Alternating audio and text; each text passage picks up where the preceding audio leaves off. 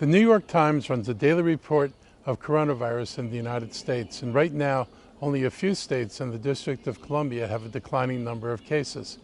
Maryland is one of those states, and here in Montgomery County and Prince George's County, we have almost half the cases in the state. We have worked together with the District of Columbia and neighboring jurisdictions to make sure we did not reopen too soon and that reopening includes the necessary precautions. Our caution has prevented the huge spikes in cases that we see elsewhere. Now, as we view what's happening in the rest of the country, we can see that states have opened too quickly and without strict guidelines. And now they're seeing dramatic spikes in the number of COVID-19 cases, and they are having to reverse reopenings and to close businesses again. I know at times it is frustrating, but we are not going to make the mistakes that others have made. We will continue to be guided by data because this is the only way we can keep our residents safe. It is still vital that all of us follow the guidelines that are in place. Wear face coverings in public spaces and businesses, keep physical distancing, and wash hands often. It is likely these practices will be with us for quite some time, but we need them if we're to stay safe. The fact that we've made the progress we have is a testimony to the wisdom of our county residents and their willingness to act in ways that protect our families, our neighbors, and our larger community. We are making real progress and we're doubling down on the work we are doing. We will not let up until the job is done.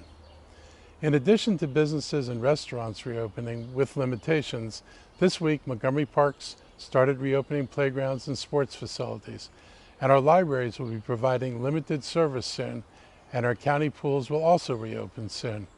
Unfortunately, the county's traditional July 4th celebrations had to be canceled. This week we began our program to provide financial assistance to child care providers to help with reopening costs. We also held our first pop-up testing event, and more are scheduled. Earlier this week, I spoke before the General Assembly's Environment and Transportation Committee about the many people who may be facing evictions after the governor's moratorium on evictions ends. We have implemented some programs here, but the need is great and frankly, more than the county can do alone. We need to work with the state and the federal government to find solutions that people can stay in their homes. Even if this 4th of July is different, I hope everyone enjoys the long weekend.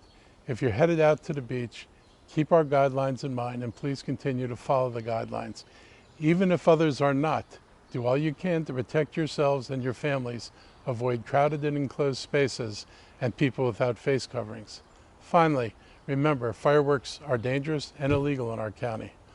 All that said, I hope everyone has a good holiday and please do whatever is necessary to stay safe.